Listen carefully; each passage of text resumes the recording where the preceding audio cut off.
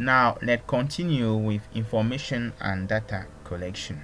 So we are at the second step of the establishment of our animal breeding and genetic programs. Alright, so the information to be collected concerns the phenotype, the genetic information, the genotype, the kinship, the consanguinity, and also information related to the environment of production or breeding. Okay, now as far as the phenotype is concerned, all the traits of interest are very important to be defined, and the criteria based on their selection well specified and included in what so-called selection index. We shall come on that very soon. Important to notice is that it's important to have correlations estimated on those traits. Why? Because some traits are transmitted together, some traits depends to others, maybe because of genetic linkage or interactions.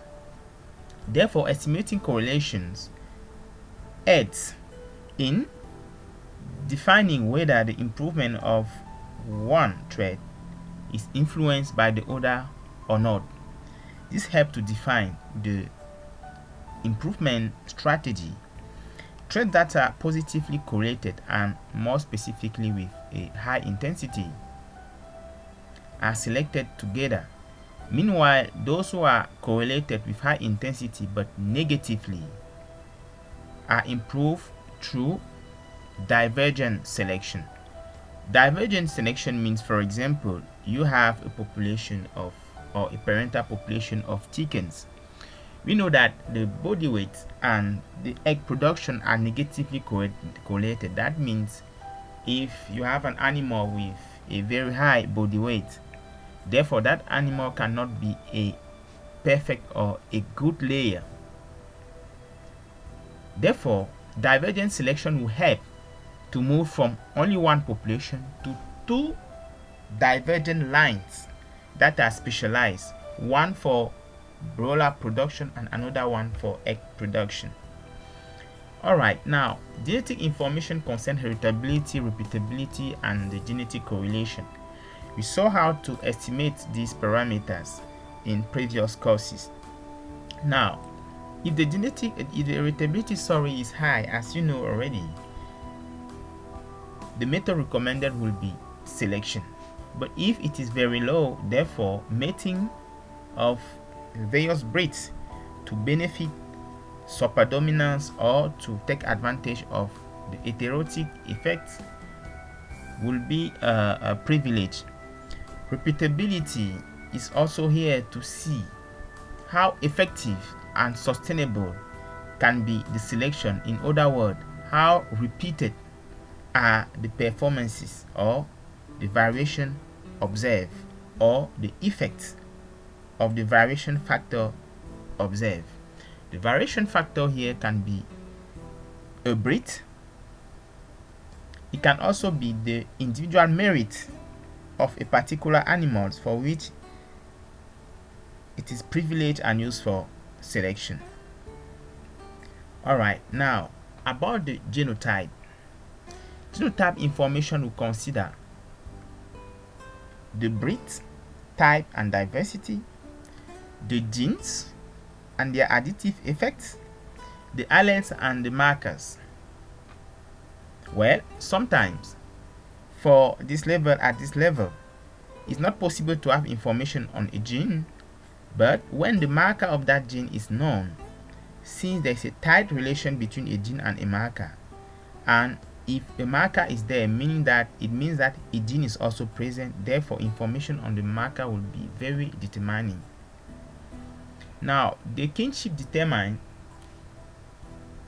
the parenthood, and to be able to determine how two individuals are related, either direct or indirect parents, for example, yes, the coefficient of kinship is determined.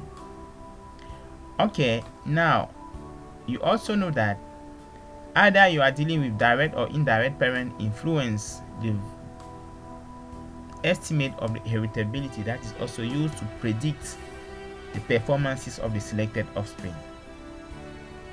This coefficient also helps to determine that level.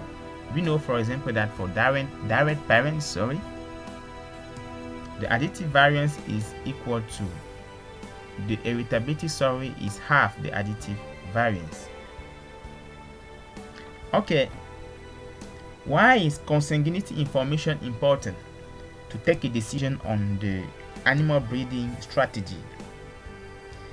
Of course, consanguinity can evolve in two directions. Firstly, it can be positive consanguinity, whereby family traits or characters that are accumulated through the selection process are beneficial and also very, very selective as far as the reproductive value is concerned. For this situation, those characters will be accumulated through selection. So selection within the family will be beneficial. But in other circumstances, some traits or characters or alleles or genes are negative or lethal and may result in diseases. Such characters or traits are not positive ones and therefore should be selected against. In such situation, accumulation of consanguinity, also called inbreeding, is negative and those animals has to be removed from the stock through selection. And parameters that help to appreciate the level of consanguinities are the consanguinity effects that is observable. For example, animal dying or animal not reaching adult age, animal with depression as far as their production, products or performances are concerned. So we have the effect itself and the coefficient of consanguinity for that particular trait. And finally, information on the environment are also very important because the product of a selection have to evolve in a particular environment in which they have to be adapted. So if the product cannot survive the environment, therefore the selection is not positive. Now we also know that the expression of the performance also called the phenotype is a combination of the genotype and the environment. Now, two types of environment are observed. You have the temporal environment and the permanent environment. What is a temporal environment now? At a particular point in time, some conditions may occur and those conditions may not continue. Those conditions are temporal, but they can also affect the expression of the performance. That's why during the selection, only the genetic merit is concerned because environmental factors are not transmitted to the offspring. Therefore, an animal with poor growth rate may have the best offspring if the reduction of the performance of the parents was due to, let's say, a disease outbreak or a temporal environment situation. Now, permanent environment are more constant. For example, if we consider a chicken egg during incubation process during the 21 days, the egg environment is a permanent environment for the chick embryo during the 21 days, and those one are more determining as far as the expression of the phenotype is concerned.